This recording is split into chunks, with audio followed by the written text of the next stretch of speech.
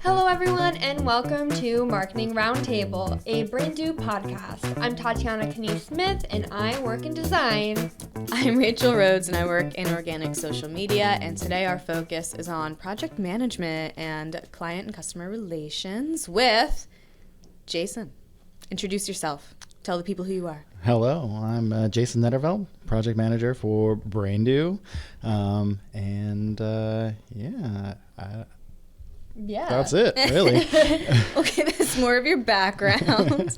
So I'm a California native originally. I've been living in Philly for about 12 years, but before that, I lived in the Bay Area, went to school in Berkeley, lived there for my adult life until deciding to move to Philadelphia, where I now reside and love the city here. Didn't really study.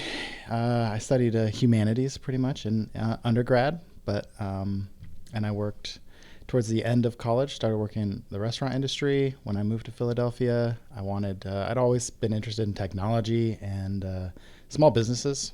My dad was a small business owner and always interested in startups and small businesses. So when I moved here, I started working in a co-working space. Okay. Actually, the co-working space that BrainDo was originally housed in. Oh. Yeah, so I got to know Jenny, Brian, and the team at that point, and after a while, joined the BrainDo team, and haven't looked back, I guess. How many years have you been with BrainDo? 8. Let's go with 8. Wow. 7 or 8. I don't know. Time is fake. Yeah. So. How did you kind of get into project management specifically? Well, I think that, so I was working in the co-working space, kind of became friends with Brian and with Jenny and with some of the other team members there. And I was managing the space, like day to day, right? And I think that, they needed help as they were growing to keep everything coordinated and running on track. And I have always had a propensity for juggling and working through those things, and I think they saw an opportunity to bring me on board and help with that as they were growing. So I kind of fell into it. I had an interest in technology. I had taught myself some programming and like web development a little bit, which helped on board for sure. Yeah. But mostly, it came down to project management is, just keeping things on track, coordinated, a lot of like customer service interactions, which back in California when I worked in the restaurant industry, I worked at a super fast-paced restaurant. And I learned so much about like prioritizing, juggling multiple responsibilities, working as a team. It was a place where like it didn't matter if you were the CEO or you'd been working there a week. If something needed to be done, it was done. Everyone worked as a team. That helped kind of teach me how to juggle and prioritize in a way that I think is really complementary to being a project manager. Yeah. So, there was just an opportunity there where they needed that kind of help. And that's basically how you were available. The kind of transferable skills you learned and then applied, it really makes sense to if you kind of when you pinpoint the like being able to adapt and flexibility and like prioritizing, like you said, they're definitely all vital skills for project management, and you got a crash course in that, but like from a different field, and like, hey, it still works. Like it definitely carries over. 1000%. And like, I think was key education for that. Every night is different in a kitchen, and same thing goes with an agency. Yeah, and I mean, it's very customer service oriented, right? I almost think consulting in general is customer service, right? People come to us with problems, and we try to solve them, but like so much of it is just like interpreting what our clients want, what's gonna be the best solution for them, and communicating that really clearly. Yeah, so how do you navigate these client relationships? Because as you said, it is customer service. So people come to us with, whatever agenda they have or have been assigned internally for their own company. And it's really just navigating, connecting like what they need to accomplish, interpreting it, and turning it into a workable solution for them. We like to work as part of the team, and even though we're our outside consultants, like there's a sense of ownership that a lot of the people at BrainDo have over what they're working on and the clients we work with, right? So to me, it's just we have a certain skill set, knowledge base that can be niche or just very like specialized in a way. And so clients coming to us with something they need to map out, taking that and turning it into something that will work for them. Yeah. It's not always clear what the solution is. We do projects across the board, web development projects that we've done 100 times, and other kind of off-the-wall apps or other implementations that are like new and would be new to anybody. So, taking what we know about these different disciplines and applying it to the kind of maybe amorphous like idea that needs to get turned into a plan. Yeah, totally. And I definitely do relate to what you say about like us kind of taking ownership of projects. Like the client's success is our success. Like I'm invested in these projects, even though, it's not like we all benefit the more they benefit. I'm not like, oh, that's for them. Therefore, like whatever. It's like I want it to do great. Yeah, you're playing on the same team, and to have a successful team, you need to like build that trust. So what are some things you do to help really like build trust with these clients? Right, especially a new one, because we don't have that like trust through that repertoire. Through like, oh, we've delivered multiple times and therefore we're there. Like starting off, how do you go about developing that relationship? I mean, that's an interesting question. Trust takes time primarily, right? Yeah. But from the get-go, you can start building trust from the first interaction. And part of that is, confidence and honesty. Confidence is another thing that's built over time, right? So for certain projects, we can come in very confident that we can accomplish them because we've done them 100 times. But to me, there's the honesty portion, which I think is like key to starting to build trust, where, Absolutely. Okay, let's say this is a one-off kind of custom project. It hasn't been done before, probably by anybody in the room, right? But we know, like the client knows what they want to do. We know we have the skill set to accomplish it, but being honest about like, well, maybe this is completely new, but we can help you get to the finish line. And I've never been like a fake it till you make it kind of person. Like I want to be upfront, like this is something we'll be figuring out together, but you're in like good hands and we're going to figure it out together. And we're going to get you to where you want to go.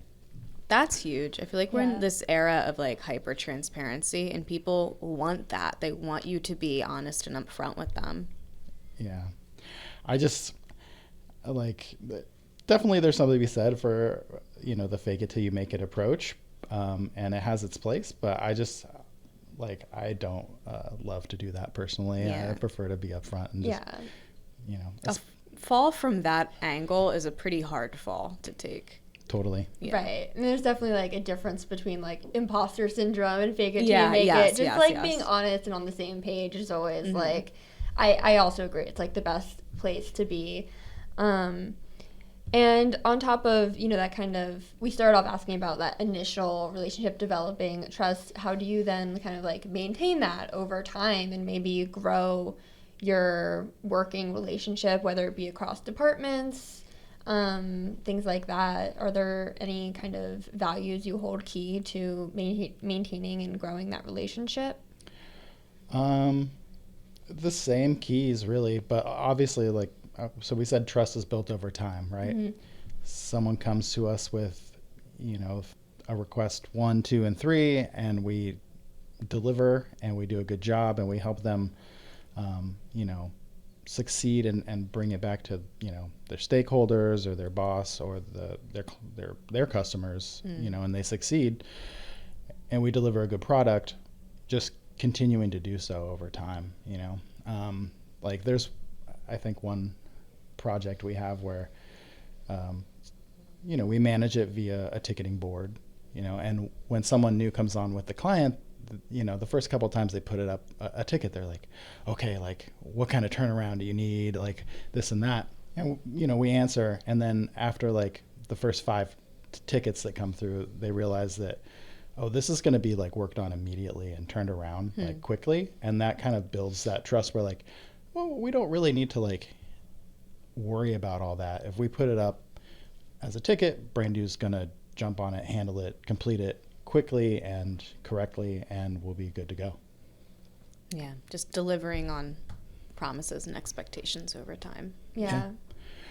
And, I think we work in a lot of relationships where, it's us, a client, and maybe some other vendors, and I feel like we always strive to be the smoothest running one, right? Yeah. So like, we do a lot of projects that have multiple stakeholder groups in that way, and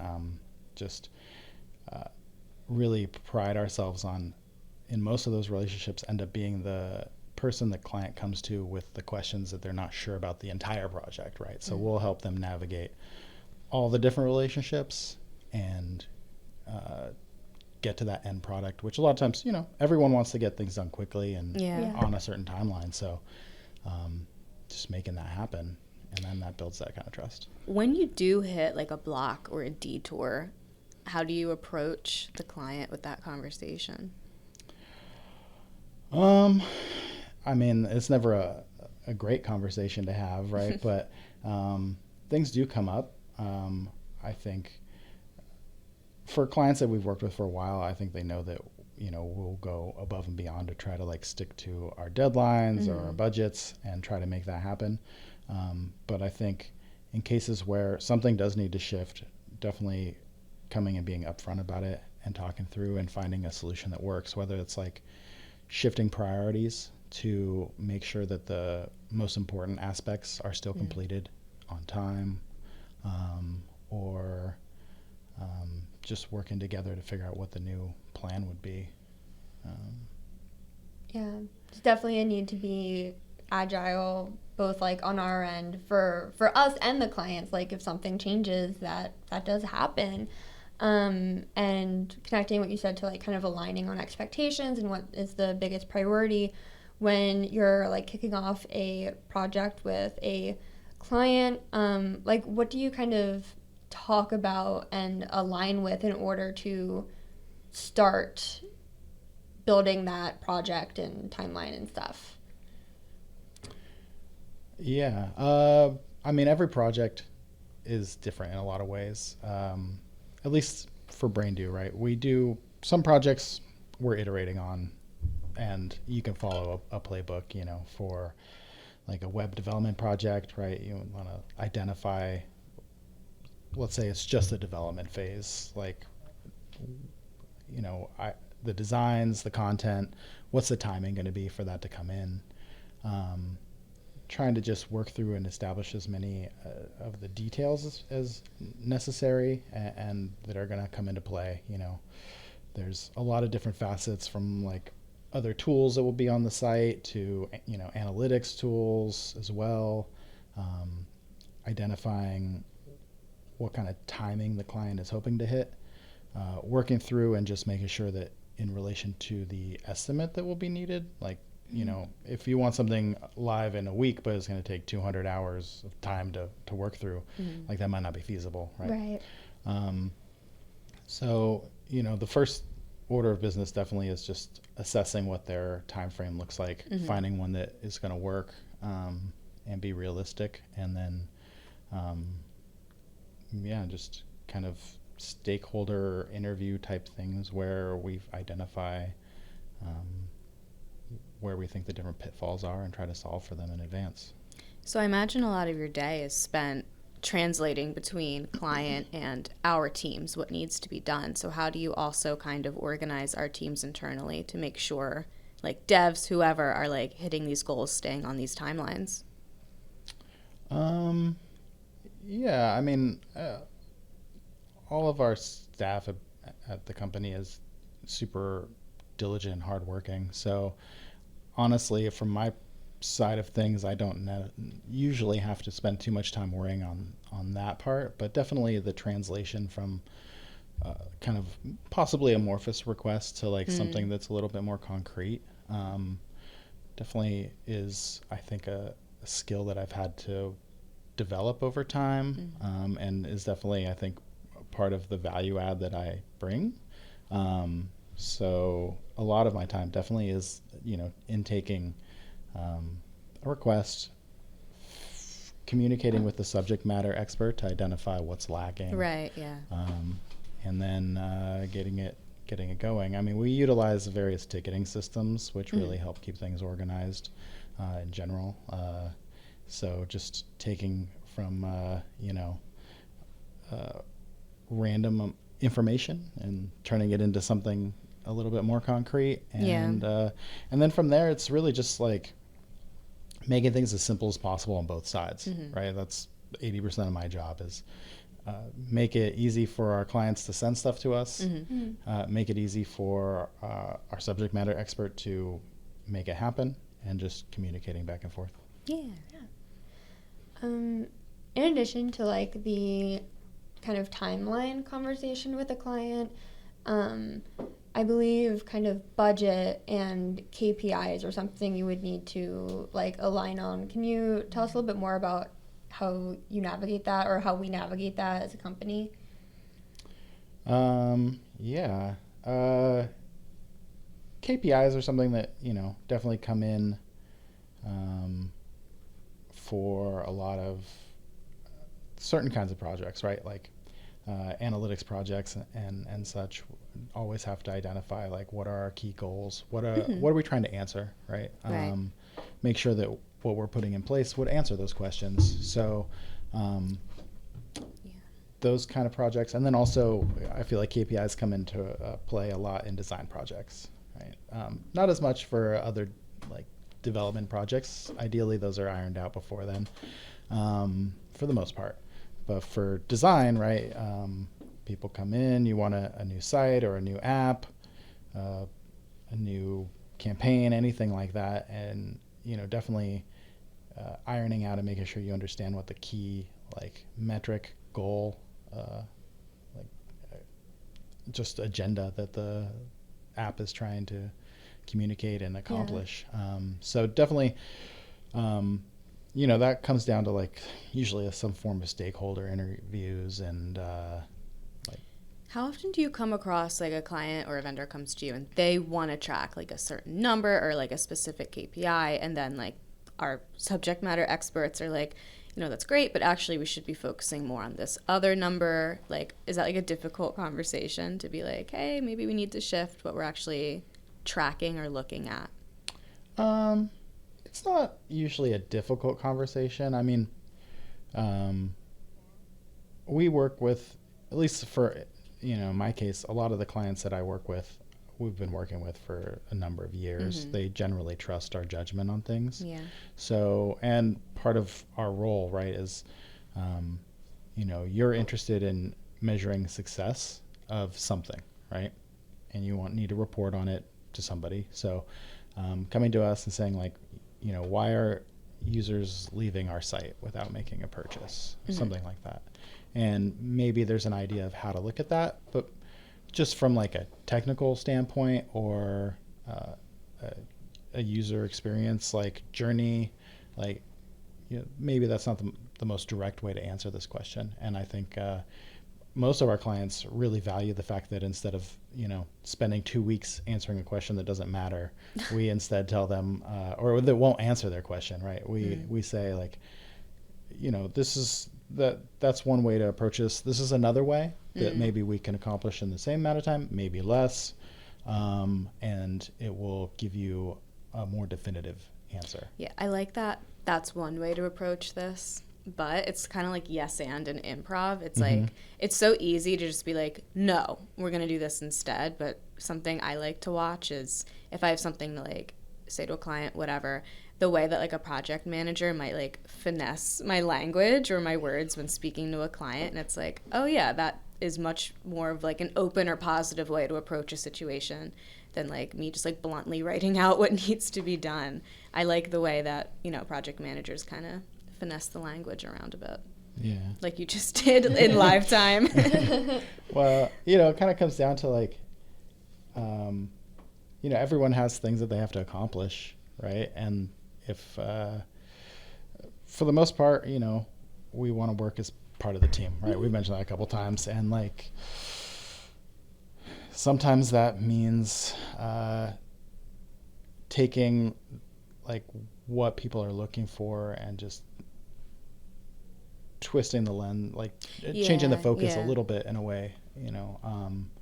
And ultimately, it comes back to trust, right? So like maybe we've worked together for a little bit, and maybe you take our advice on how to like kind of look at this a slightly different way.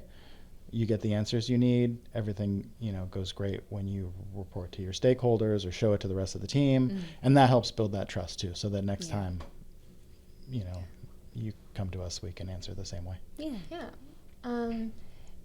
That question kind of reminds me, like, say you have a client that comes to you and they're like, I want a website redesign that like really helps get people down like my sales conversion funnel or something like that. And it's like, okay, well, like you realize on the back end, discussing with team, et cetera, we need, you know, the redesign, but we also need to implement like analytics tracking so we can actually see where people are going. And then we also need to like do development, and maybe there's like more aspects that we need to tackle than the client initially thought when they were coming to us, and they have like a set budget. How do you help kind of the client navigate and prioritize what we can do to make like the most effective thing given a budget if it's more set?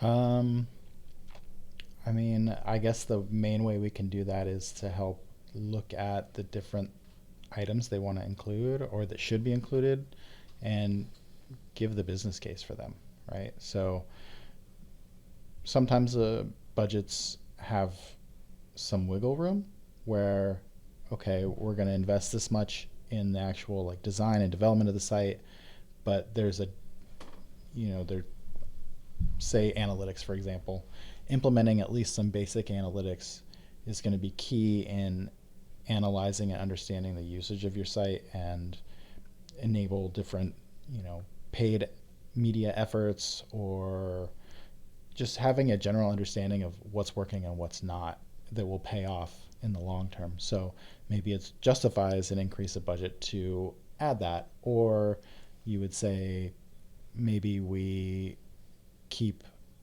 you know, there's the idea of a MVP, right? Minimal viable product, which comes up a lot in app development, a little more than web development, but definitely there's a case of like, do you need this bell and whistle type thing right away?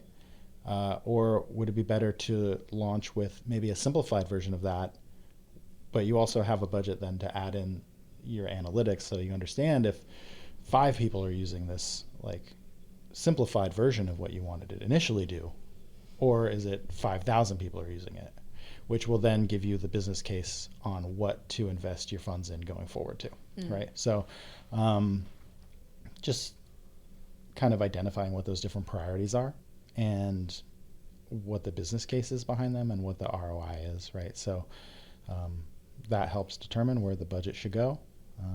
You know, and if it's a strict budget, then obviously like in order to pull things in, you might have to simplify some other things. But generally speaking, I mean, with a lot of projects, like it's going to be better to get this simplified version out to test the market and see how it's performing and iterate from there, right? It's not always the case that a project has to be to 100 like right away, right? There's some things where like you need that investment to make it worthwhile, but I mean, that's just a business reality. But other than that, like, let's get something live, let's iterate and improve and see where it goes. Yeah. Evolution. Marketing's all about evolution and testing, especially. For sure. And, you know, when it comes to like, okay, do we have the budget to put analytics in? Well, I mean, we pride ourselves on being a data-driven company. Right. And I think most of the people we work with are as well, right? So being able to understand what's happening is super key. Yeah. Who's not interested in like a number? Like, Yeah. yeah. So it's been like mentioned a couple of different times, sprinkled in, but you work pretty closely with our web development team.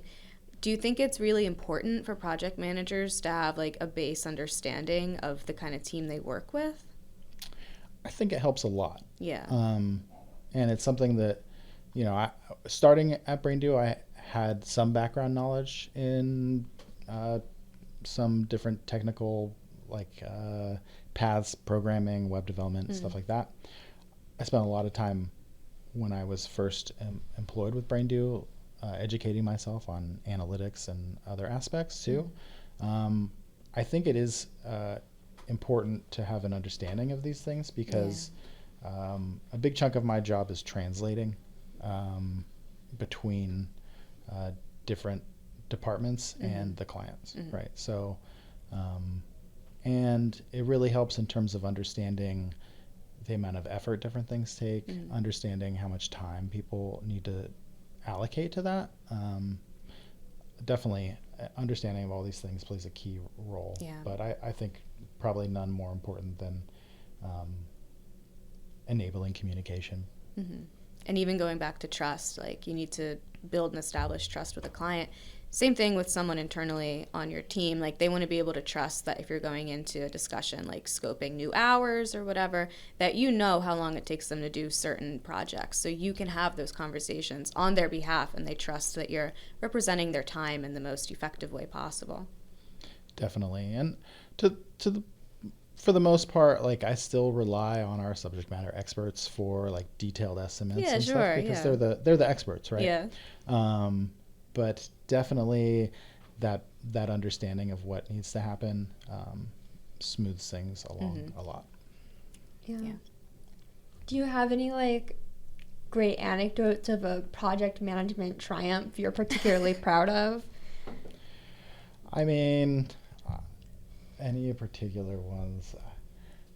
I feel like it's 1,000 small wins, generally speaking. I like that. I mean, yeah, I'm bad at coming up with anecdotes, to be perfectly honest. But I mean, there's clients that we have that I work with that, like, I mean, I love working with them, and I think building a relationship where you have a call scheduled with a certain client and you are like looking forward to that, right? To me, like, it's not an anecdote directly, but just like having that kind of relationship to me is like the best like indicator of success there. That and like people coming to you, like, you have different vendors you work with, different people on your team, and you have something that you need to figure out, and you're like, I'm gonna call BrainDo because they're gonna help me figure it out. They've helped me figure out stuff in the past, and then just having that great working relationship, I mean, is to me the mark of a successful endeavor there. Yeah, definitely. Yeah, I always get excited when we have like a client who's like, yeah, I just wanted to like reach out to you all because you're just so like dependable and trustworthy. I'm like, semi-recently we did make a social post about, because we have a pretty high client retention rate, and there was a social post about things you can do to like keep clients around, and one of them was like, build that personal relationship. Like, it's great if you like remember a pet's name, or it's like, oh, it's April, isn't like your son's birthday in April, what are you doing for that? Like, that goes so far when you can like connect with clients and vendors, etc., and just build the relationship past just like, here's what we're doing for work, like sterile, clean, getting things done. It makes a difference to be at a place where you're like looking forward to these calls because it's going to be smooth, you're going to get along, and you like genuinely like each other as people. Yeah. And I mean, the fact that we do have a high client retention rate, it means that some of the people I'm working with, I've been working with for 8 years at this point on a daily basis, right? So, I mean, for a number of clients, our team almost feels like embedded with the company in a lot of ways. So an extension of their which team. we talk about all the time. We've already talked about being part of the team. Like, you practically are when you've worked with these people for 8 years. Like, yeah. definitely. And, people that you talk to every day or every other day or some like balance of that, and have been for a number of years. And I think like having some non-work interactions with them, like personal interactions is a good touch, but also just like enjoying working together. Yeah. Solving we love a problems low together. Stress environment. Yeah. As much as possible. Yep. I mean, there's always stressful days. You got to get things done, but hopefully it evens out over time. Yeah. Definitely love a stress that's like motivated by a challenge versus like fear. We tend to lean towards the motivated by a good challenge sort of vibe. This podcast is powered by BrainDo, a digital marketing agency that not only provides a diverse mix of digital services, but offers guidance, experience, and true partnership to bring your business to the next level. This episode is about project management, but we also offer expertise in data analytics, development, paid search, and design, just to name a few. We've worked with businesses on every level, from local operations to Fortune 500 companies across a variety of industries. We have experts to help you strategize and execute your digital marketing needs. No matter what step in the process you're at, we're there for you. From wireframes to paid campaigns. BrainDo, experts in everything digital. Please reach out today to learn more about how we can help your business grow. Something that I don't think we've talked about so much, but is often like a part of every project, is client feedback. How do you kind of sometimes manage client feedback and incorporate it into the project to meet their needs? Yeah, I mean, this comes back to project management as a facet of customer service too, right? So there's definitely like the mechanical details of feedback, or like keeping it organized, making sure you address it, everything. But for the most part, I think it comes back to the customer service aspect. Okay, like where's the feedback coming from? Is it we just want to make some tweaks here or there, or maybe there was some sort of miss or something needs to get fixed.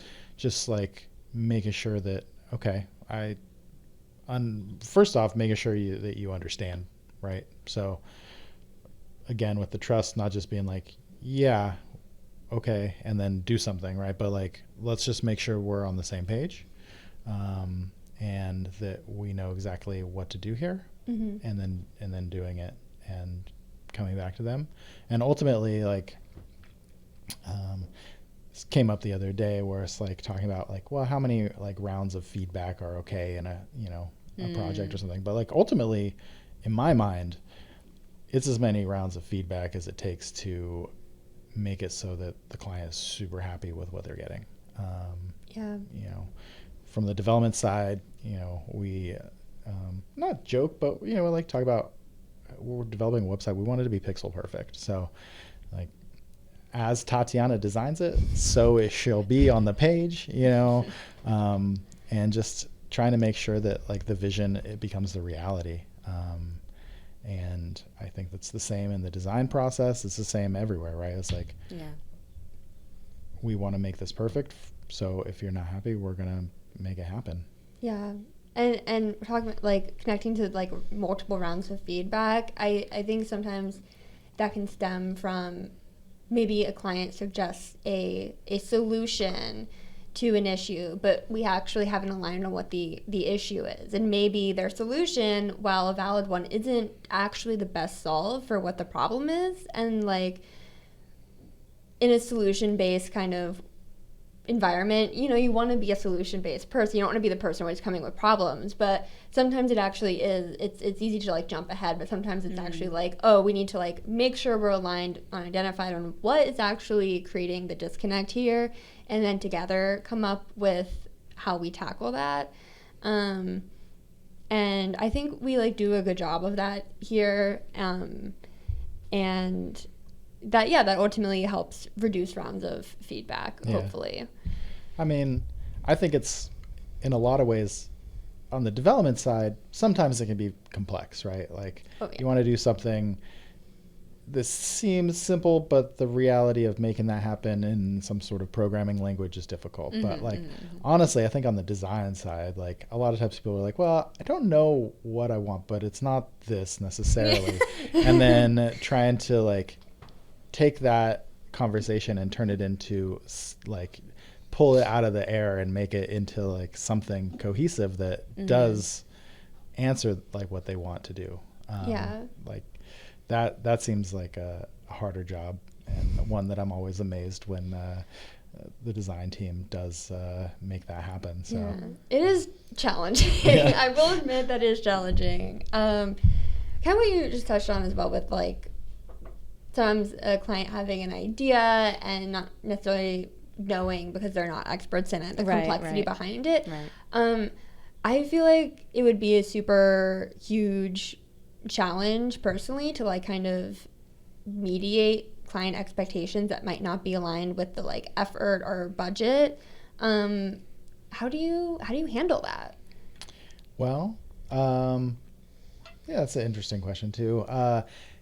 So it depends.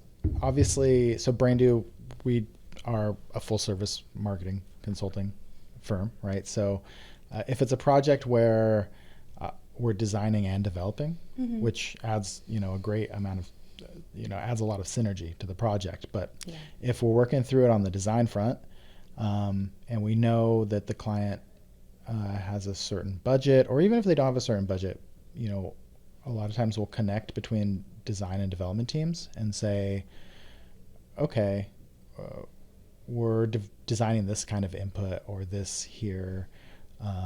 Connect with the development team who will flag that, okay, this aspect maybe is not adding, like, it's a cool like widget, or it like looks interesting, but if we tweak it this way or that way, it could streamline the development aspects of it significantly. And then, on occasion, what we'll do is provide that kind of visibility and clarity to the client we're working with, right? So maybe we give 2 design treatments and we mention that, like, there's 2 options here. This one would take more time to develop or to track or to do whatever, and just have that kind of transparency to kind of talk through, make it fit with their budget, make it fit with their expectations, and just find something that everybody's happy with and hits that middle ground. Yeah. I love coming to the table with options, because that's like, multiple solutions. Again, you're not just coming with like one option and then like some ambiguous problem with something they can't see. It's like all out there for them to like consider everything at once and really choose what they think is best for them. Yeah. Whenever possible, I love to, especially on the design side, right? Like say, well, we'll bring you a couple options for different things. And then a lot of times we end up, doing a little mix and match between them. Yeah. But it's hard to, like, sometimes, you can see something and be like, I like that. But like sometimes it's better to be able to see a couple options and be like, well, I like this aspect here and this here. And it's sometimes to tell what you really like, you need to see like something else that maybe you don't like quite as much. Yeah. Right? Yeah. Yeah. It helps you feel like you have the, I can't think of the word. It's not accountability. That's not it. Agency? But Vindication. agency. Yes. The agency of kind of to just like choose how you're kind of being represented, especially if it's like your website that's like very integral to your brand and how you're communicating out into the world. It definitely is nice to give the client kind of that element of control and ownership so that they feel included as well, because it is a team effort. But yeah, it is like funny with the 2 options. Sometimes it's a challenge if you're making 2, like if you have some things that are like clear favorites and it's like, no, I can't put them all in one concept. Like I have to spread it out so that, we don't have just like the favorite baby concept and like that one over there. It's like you have to spread out all the good things. And then typically we do end up getting some sort of mix and match thing because of that. It's like, oh, this favorite element here. Oh, this from over here. Which is fun to kind of pull all those things together. Yeah, and I guess in the best case scenario, you're kind of sad either way, right? You're like, well, I like both of them, so Best case scenario. Yeah, can we just make both sites? Right. Yeah. And I'm sure you've had instances where you've brought something like a deliverable to a client, maybe not a deliverable, but like a concept, and it's what they thought they wanted, but then they're like, actually, maybe it's not really on brand, or I don't like it as much as I thought I did. Like, there's a lot of like website trends that you see pop up, and even like I know like really bright poppy color schemes are trending now, and I saw like an article recently like cautioning people from just redoing a website because like certain colors are in style, etc. So yeah, we actually talk about that some in the upcoming episode that we filmed previous about not attaching, when you're redesigning, like not attaching all your styles to like super current trends, because the cycles are getting so much faster as well. But if they're connected to your brand, like they should be evergreen. Like your brand is always you. It's definitely, you don't want the equivalent of that. Like, I feel like there was a certain color of orange that maybe was super popular in the late 70s. Yes. Early 80s. We all know that 70s orange. It's still around sometimes. Harvest gold. So you got to make sure not to do the web equivalent of that for the most part, right? Something that it's going to look like modern, contemporary, whatever word you want to use there, but also will still not look dated in a couple years. Yeah. Definitely redesigning website is a big task. So, and apps even more. So you want something that's gonna stand up to the test of time for at least a good number of years to get a lot of value out of it. Yeah. And not break just for the sake of aesthetics. Yeah. As we wrap up this episode, we like to end with some little tips, fun little sprinkles, nuggets of knowledge. Okay. How do you measure success in relationships with clients?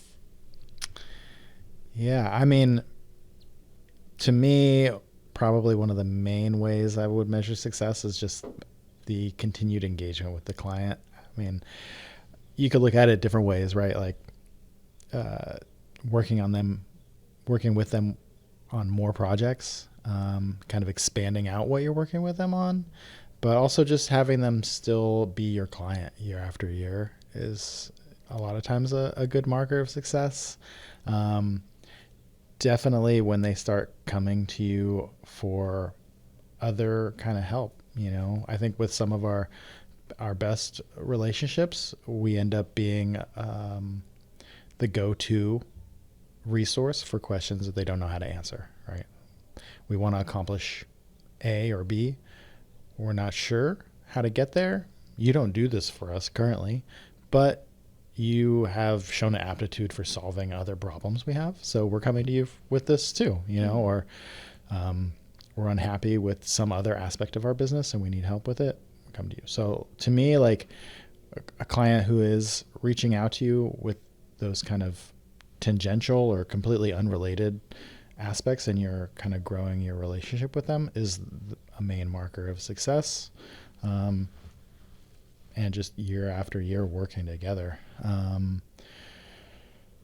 Just try to touch base with them, maybe individually too sometimes, and just, in full candor. Like most of the people we work with are super nice people, right? So sometimes I think you just need to touch base to say like, I just want to make sure like everything, on the surface, everything looks great. I want to make sure that we're giving you like everything that you need and it's working out the way you want. Anything we can improve, and just try to like facilitate honest feedback, even from clients that maybe are, too polite sometimes to give it to you normally, right? So you just, open that communication channel. Yeah, maintaining open doors. Yeah. I am also reminded of a project management video we made for social media. In the video, you were typing out one of our contacts' names in like a fake email. They saw the video and they emailed you that like they had like a little laugh about it internally. They thought it was like fun that you were like typing out her name. So that could be a measure of success too. Just like, having little moments like that. Yep. Little Easter egg moment type Easter thing. eggs. Yeah. That was really That was cute. sweet. Yeah, Yeah. I was kind of touched when they reached out. And then because they also actually came back to us curious in some social media work, and I was able to say like, hey, I know you from Jason, I made that video, and you were like, oh my god, and we were laughing about the video. So Yeah. building more connections. Nice. Yeah. Yep. So yeah, I guess that's the main way I gauge success. There's definitely there's a KPI aspect to other projects, right? Where like success would be measuring actually how it's performing. Mm-hmm. But that's kind of a little bit more of it's not always like a use case that pops up for us. I mean, from my perspective, client being happy is number one. And then, but obviously for certain projects, the performance of the project itself matters. Definitely for like media campaigns, organic content development, how it's performing out there. Right. Also, like those are a little easier to measure, right? You can quantify the success. Yeah. So, Right. But like even you could be hitting like quantified achievements, reaching goals, and if you're not pleasant to work with, like they're not going to be incentivized to grow their business with you. True. So that 1,000%. really Yeah. makes sense. The relationship coming first, the client being happy. Right. And as we're, wrapping up the episode, it's become so clear how project management is basically customer service. You're keeping the client happy. But what kind of fast tips might you have for actual project managers, other people in your position? Well, most of them already know this, but definitely utilize a ticketing system. I mean, that feels like 101. Yeah. There are, back in the distant past projects that we managed without it. And like, as years ago, we started implementing different ticketing systems, even when we thought it wasn't necessary. Like, it's just great to have that, as like a record to look back on. Yeah. And also just the reminder. I mean, I pride myself on being able to keep like 30 different little items floating around in my head and pull them back out as needed and not forget about them. But we're all human and we forget things or get distracted or whatever. So put it in a ticket system where you can track it, see if it's, it doesn't get lost. You can see it's completed. People can go find it. In 3 years, when someone has a question about like, why did we do this thing? There's definitely one of the things as a consulting company, in some regards, like we end up working with our clients longer than some of their own employees, right? So like for some of the clients that BrainDo started with, like we've been around even before me, right? BrainDo just turned 10, right? Mm-hmm. So like, and in some cases worked with them before BrainDo was BrainDo. You have a lot of domain knowledge, but having that to look back on in a written form sometimes is super important. So like, why did I make that decision 7 years ago, and how does it apply to what we need to do now? Right. So definitely that. And then, from the customer service aspect, I think always is key to me. So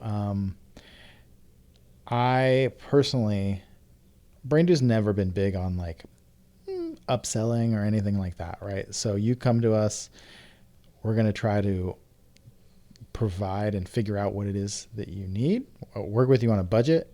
But like, to me, the growth comes from delivering and exceeding expectations more than just trying to pitch other things, or like figure out ways to,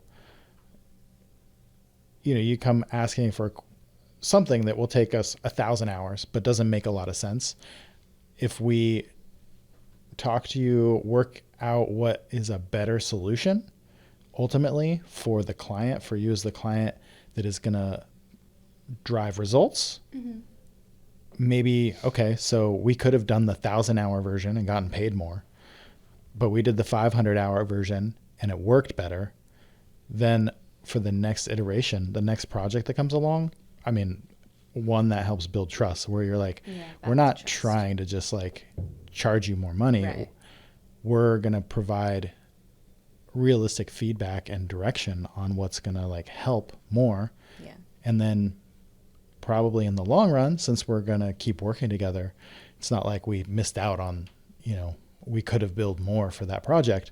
The reality is we're going to have more and more projects where we're just continuing to support that client. Right. You're here to build a relationship, provide a service, not, you know, necessarily make a sale. Absolutely. I abhor sales. So like, yes, I'm like kind of allergic to it, I feel like, in a way. So definitely don't send me into a sales situation. But if you want to like figure out a way to make something happen, I'm all about that. I love solving problems. So, and figuring out solutions to things. Right. And it's a long-term solution and relationship ultimately, not a short-term one. So you really want to make sure we're like providing value to every service or like hour that we allocate. Even if we do add something, it's like, how can we get the most value for like the most efficient like amount of kind of hours and stuff if we do add something on. Like recently we had like a little SEO sprinkle to a design project. It was like, hey, we really think this would help you, help your site. You're investing in it. Let's give a little 1-2 step.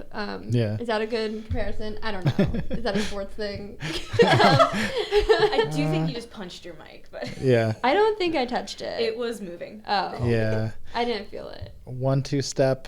That feels more like line dancing or some other form of dance. It's like a line of like a 2000 song that I can't. Well, there is quite 1-2 step is a song by Sierra. Okay, that might be it. Beat. All right. Well, thank you so much, Jason, for being a guest on the Marketing Roundtable podcast. People can connect with Jason on LinkedIn. If you're interested, you can also check the description box below for our other social media handles. We're on LinkedIn as BrainDo. We're on Instagram as Brain.do, TikTok as Brain.do, Twitter as BrainDo. And, you know, we're not on Pinterest. But on those other platforms, you can check us out. And, again, thank you so much. All right, yeah. And see you next time at The Roundtable.